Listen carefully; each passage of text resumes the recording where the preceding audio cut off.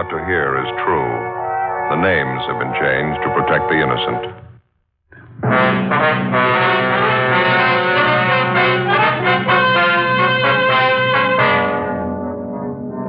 You're a detective sergeant.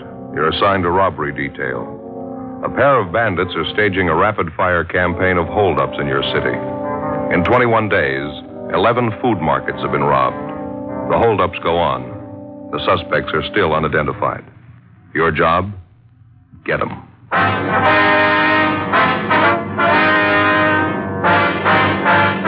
Dragnet, the documented drama of an actual crime.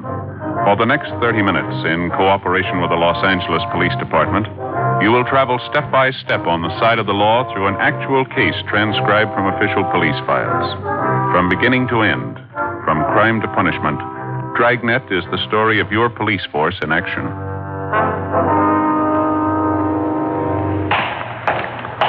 It was Tuesday, September 26th. It was hot in Los Angeles. We were working the day watch out of robbery detail. My partner's Ben Romero. The boss is Captain Didion. My name's Friday. It was 9:18 a.m. when I got to the record bureau, Lieutenant Cunningham's office. Joe, what's doing? Oh, not too much. Got a job you can do for us, Frank. Like to have it as soon as you can get it out. Oh, what's it about? On these market bandits. We've already gotten out a dozen teletypes and bulletins on them. Like to get out some mimeographs, too, if we can. General distribution, eh? What do you want on them? Well, I better lay out the whole thing for you. A lot of the copies are going to the Retail Grocers Association, all their members. No luck with those two thieves so far? No. We're no closer than we were 3 weeks ago. Figure this ought to plug another loophole. How many copies you figure you want on this? About 1,000? Yeah, that's fine. That ought to do it. All right. Okay, now what do you want to go in it, Joe? Well, you better lead off with the first job they pulled. That was on the 3rd of this month. Makes it a little better than 3 weeks now. They hit a supermarket out on Pico. Okay. Got it? Ever since, they've averaged about 3 jobs a week. We know they're hitting nothing but supermarkets. All of them on main thoroughfares, no small neighborhood stuff. I got it. So far, they've confined their operations to the 77th Street Division and the county territories, generally the south end of town. They're 2 men, and they got a pretty well-established M.O. Well-established M.O., okay. They're hitting in the morning hours, usually from the time the markets open up until around noontime. They use a stolen car. 95% of the time, a car stolen from the industrial area. Cars they steal for the jobs are always either a Pontiac or a Nash. Yeah. We also know they're dropping the stolen cars within a short radius of the holdup scene, about a half a dozen blocks or so. In some instances, they use a second automobile or public transportation, some kind of bus or streetcar, to make their getaway after they drop the stolen car. Just a minute, Joey. I'm sorry. Going a little fast, huh? Yeah. Okay, I got it. Okay. Well, let's see. All right, go ahead now. They usually pull up and park directly in front of the market that they're going to hold up. One of the men always remains in the car behind the wheel. Apparently, it's always the same man. Here's the description. Meager. We know he's good size. MWA. Fairly large build. Here's about the best description we've been able to piece together on the second man. Picked up a little bit from each victim. All right. Second man described as MWA also. About 5 foot 8 inches, medium build, 155 to 160 pounds. Always wears a hat. Yeah. Brown suit, rough material of some kind, maybe tweed. Want to smoke, Frank? Huh? Smoke. Oh, no. All right. When he enters the market for the holdup, the second man always holds a white handkerchief to his face as if he's wiping his eyes. Keeps most of his face covered with it during the robbery. He's armed with a nickel-plated revolver, possibly .38 caliber. We know the jobs are well cased because in almost every instance, the suspect goes directly to the manager of the market. Goes directly to the manager. He hands the manager a brown paper sack, tells him to put the money in it, and then he takes off. So far, he's never attempted any rough stuff, no gunplay. On 3 occasions, when the suspects got only small amounts of money at one market, they hit again in 15 or 20 minutes at another store in the same general area. They never make any attempt to disguise or conceal the license number on the getaway car. As I say, they always abandon the car a short distance from the holdup scene. I see, Okay, I got it. Well, that's about all of it, Frank. I guess you can boil that down into some kind of shape, huh? Yeah, okay. I'll have it typed up in a form. I'll get you a copy before we make the run, see if it's okay with you. Fine, thanks. It's not going so good, huh? No, it isn't, Frank. Pretty slow. We've been on top of the thing for a couple of weeks now. We're still looking for some kind of a break. Say, I understand Glenn Chandler from your office took off for some fishing down in Mexico, huh? Yeah. He's not doing bad from what I hear. I got a card from him yesterday. He's down by Keno Bay. Huh? He put the bite on me to send him a dozen martin plugs. Yeah.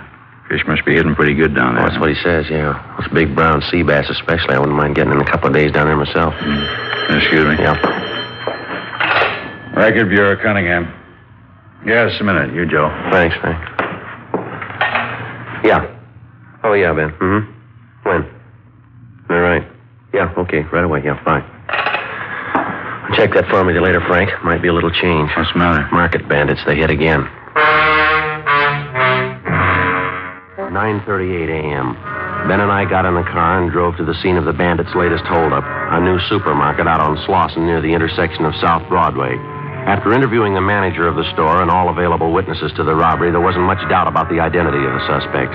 The description and M.O. fitted perfectly with that of the two men who'd been staging a whirlwind campaign of market robberies throughout the south end of the city for the past 3 weeks.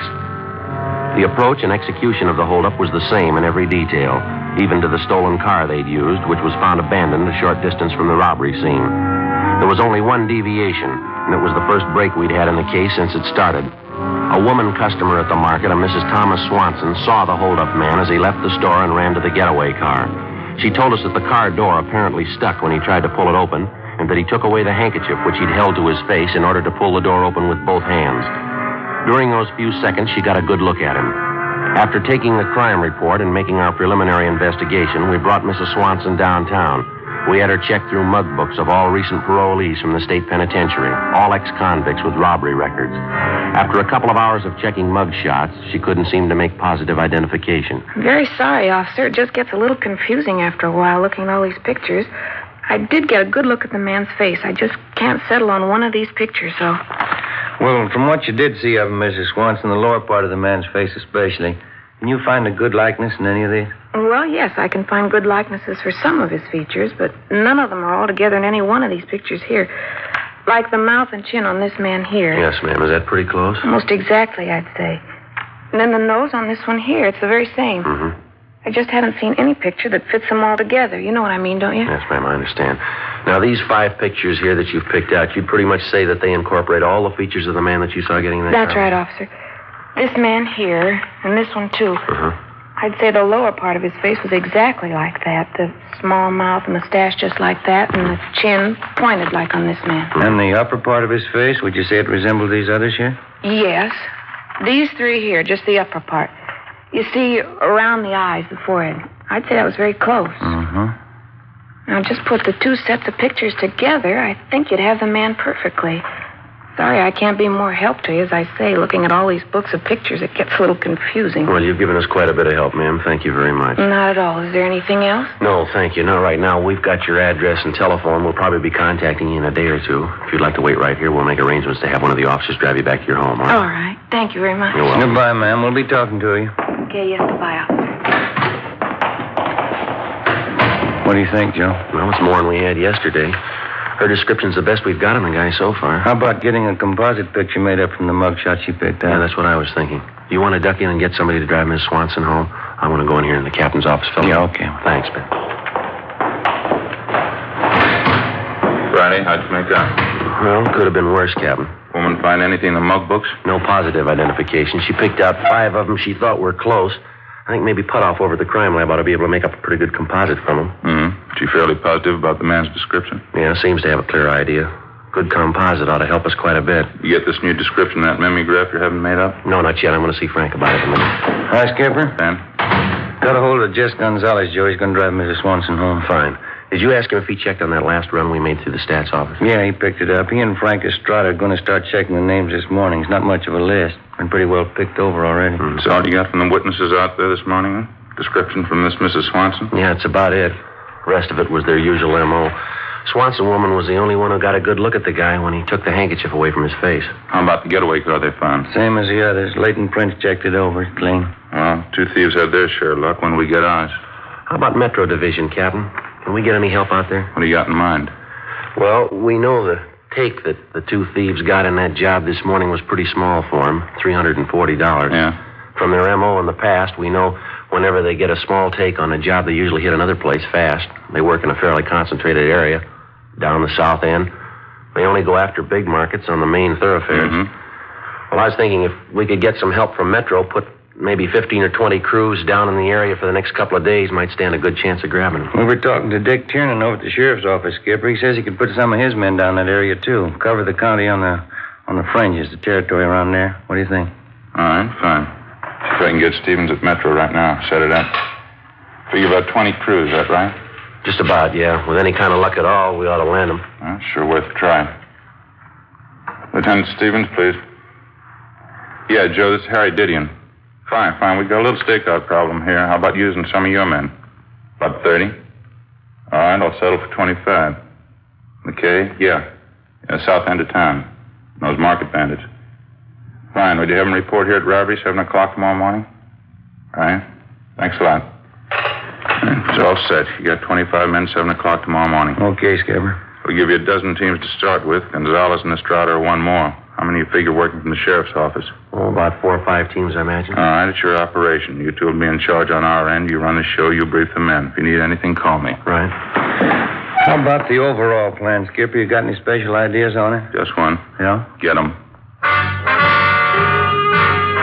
1:18 p.m. We got the revised description of one of the hold-up men to Lieutenant Frank Cunningham at the Record Bureau. He told us 1,000 copies of the special mimeograph form containing all available information on the 2 market bandits would be ready for us that night. We met with Sergeant Putoff, the artist at the crime lab, and he went to work making up a composite picture of one of the suspects from the mugshot selected by the robbery witness, Mrs. Swanson. When the picture was completed, we had Mrs. Swanson check it for similarity to the actual hold-up man, and then we brought it back to the Record Bureau, where 1,000 copies were made of it. The pictures, along with the mimeograph forms, were sent immediately to the Retail Grocers Association for distribution to all market operators throughout the city.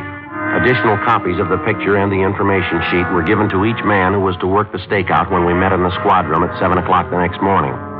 Besides the men from Metropolitan Division and the men from Robbery who were going to work with us, Lieutenant Dick Tiernan and Sergeant Dave Terry from the sheriff's office were also there for the briefing. Well, briefly, that's a rundown on the 2 suspects and the M.O. they follow. It's the same information and description on them you'll find in those memeo forms we handed out.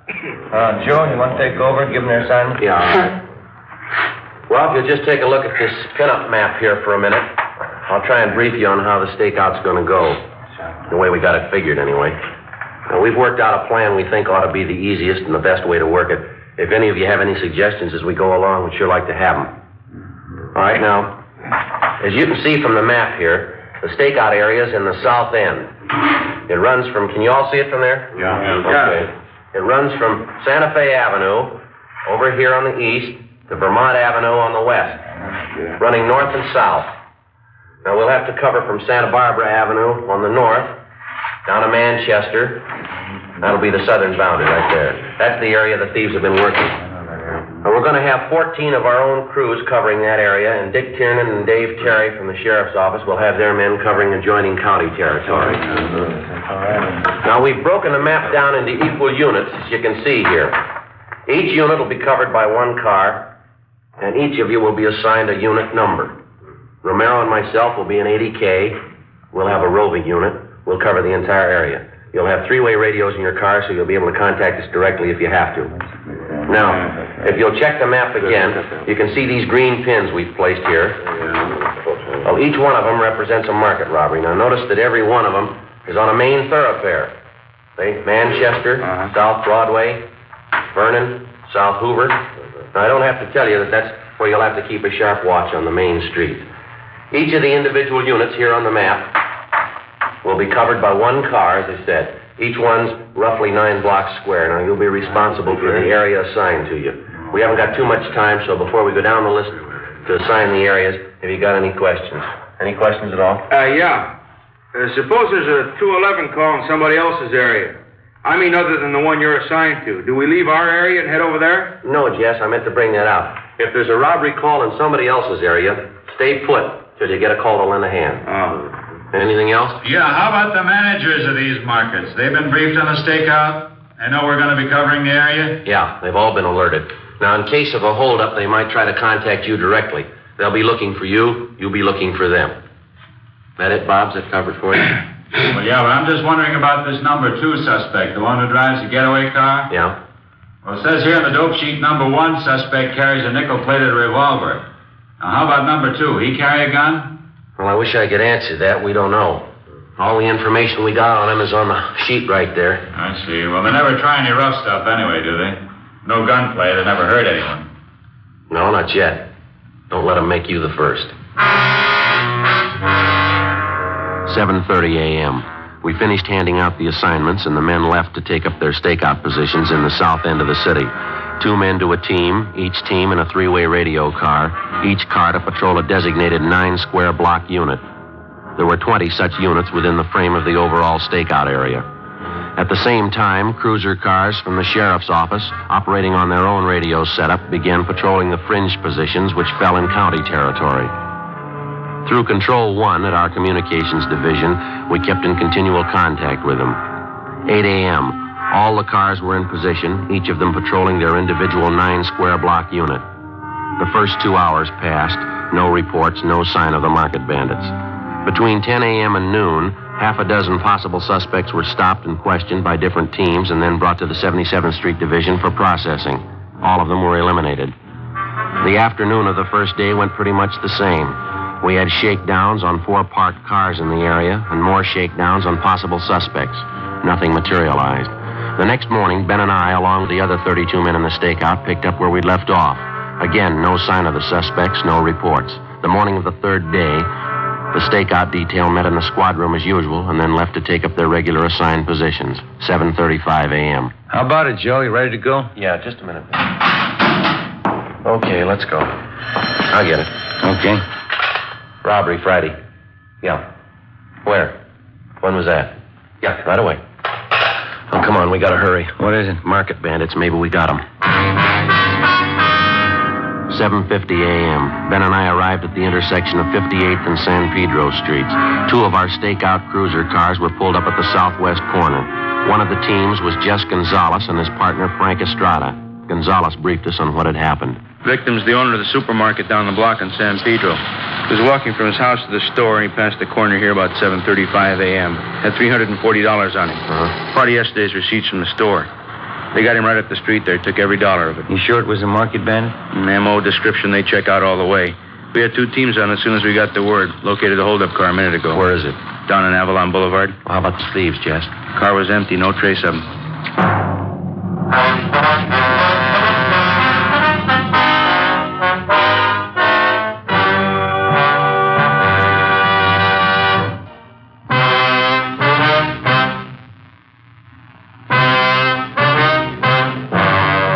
Saturday, 8:05 a.m. The latest victim of the market bandits, the owner of the supermarket on San Pedro Street, was taken to the 77th Street Division where the crime report was made. He told us that one of the men who robbed him bore a very close resemblance to the composite picture which we'd had drawn up of one of the suspects. We figured we missed grabbing the holdup men by a matter of minutes. Even though some of our units were in the general area at the time of the robbery, it did little good. The victim had delayed reporting the holdup for a full 5 minutes because the bandits had threatened to find him and kill him if he did. Despite the fact that they'd changed their M.O. to the extent of robbing the store owner on the street instead of in the market proper, we had no doubt that the same 2 men we were looking for had committed the holdup. The abandoned car which they'd used in the robbery was gone over for fingerprints, but it was clean. Meantime, the stakeout went on. Saturday passed. Sunday, Monday, nothing. No leads on the suspects, not a trace of them. Tuesday, the same thing all over again. The operation settled down to a dull routine. Tuesday night, we checked the closing of the last market in our stakeout area. 10:45 p.m. Ben and I drove back to the 77th Street Division. Every day seems to get a little longer. These lousy stakeouts sure don't wear very well on me. Yeah, I don't know what the setup's going to be if we don't get a break pretty soon. We can't hang on to the gang from Metro Division forever. Joe has been a bad month. All I need now is a visit from the in-laws. Yeah. That'd do it up fine. You talked to Jess at dinner, didn't you? Yeah.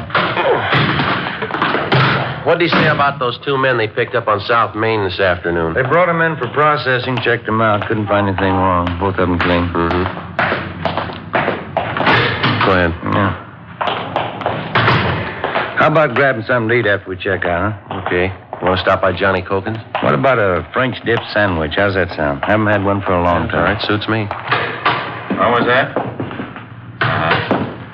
Oh, sorry, I don't. Oh, wait a minute. He just came in. It's for you, Friday. Turn in from the sheriff's office. Oh, yeah, thanks, Bob.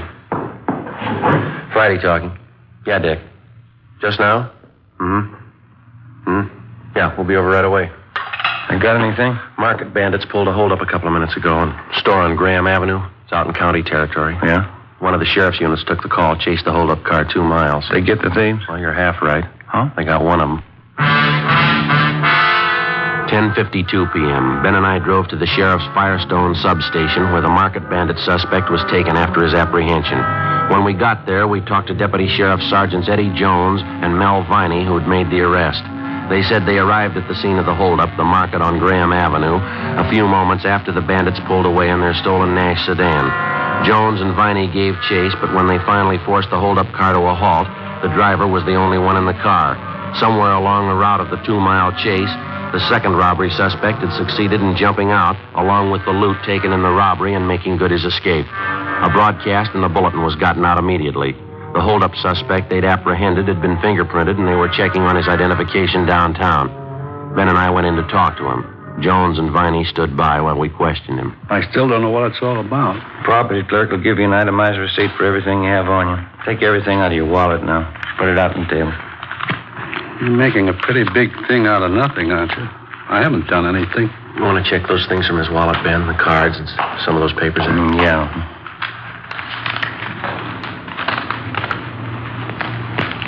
This your true name on this card here? Grant B. Jameson, is that right? That's right. This your present address? Yeah? You ever been arrested before? Why you ask that? It's not going to take too much time to find out. You might as well tell us. We still don't know what this is all about. I was speeding a little, that's all. I haven't done anything. No, you're kidding yourself, Jameson. We got everything on you that we need. What do you think you're going to gain by stalling us? You must have me mixed up with somebody else. I don't know what you're getting at. This card here you took out of your wallet, you recognize it? Why? These names and addresses you've got jotted down on the back of it. Mind checking them out for? I don't know what you mean. Take a look. These here. Whose addresses are they? Who are the people? Let's see. No, I don't think I even remember them. Just something I scribbled down, that's all. You don't even remember one of them? No, I don't think so. Why do you ask? Why don't you come off it, mister? What are you talking about? You know what we're talking about. You know it as well as you know your own name. 14 robberies down here in 28 days. You're picked up in the hold-up car after the last try tonight. Your partner gets away. Now, you go right on kidding yourself, Jameson. Play it real close. You see how far it gets you. I sure wish I knew what you were talking about. I don't know a thing about any robberies. All right, then you stand by, mister. You're going to know a lot more about him. You're going to know a lot in a hurry. Yeah? Just as soon as we pick up your partner. 12:20 a.m. We continued to question the suspect, Grant Jameson, but he refused to admit anything, even the fact that he'd stolen the car that he'd been apprehended in. The only strong lead we could pick out from the articles found on his person was the list of 4 names and addresses jotted on the back of a card found in his wallet. 12:30 a.m. Ben and I left the substation and drove to the address Jameson had told us was his present residence, an apartment house on Vernon Avenue. The manager told us he'd moved at least a year ago without leaving a forwarding address. 1 a.m., we began checking out the list of 4 names and addresses which we'd found in the suspect's wallet. The first was a Jack Williams. His address, a Spring Street rooming house. The landlady told us he'd moved to Cleveland, Ohio 3 months before. The second was a John Gallagher. His address, a third-rate hotel in East Hollywood. He hadn't been registered there in the past 2 months. The third was a Matthew Sanford. His address turned out to be an apartment house in the Crenshaw district. Want to flash the light on the mailboxes over here, Joe? Yeah. Here you go. You see the name there? Yeah, here it is. M.L. Sanford. That ought to be it. Apartment 5. All right. Let's try it. Front door open? Let's see. Yeah, let's go. All right. Number 5. Should be down this way, I guess. Mm-hmm. Number 5. Okay, let's give it a try.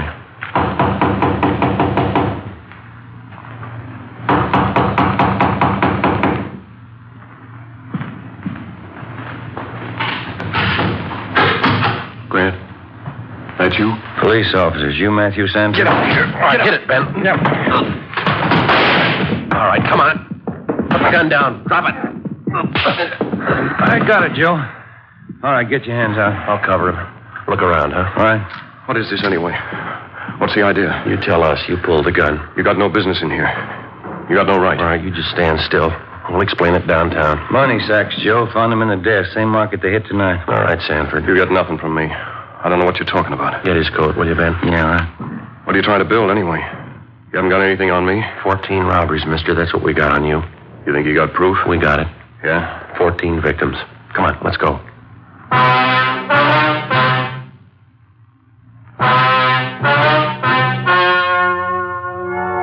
The story you have just heard was true. The names were changed to protect the innocent. The two market bandit suspects, Grant Burton Jameson and Matthew Roy Sanford, were tried and convicted on 14 counts of first-degree robbery and received sentences as prescribed by law. First-degree robbery is punishable by imprisonment in the state penitentiary from 5 years to life.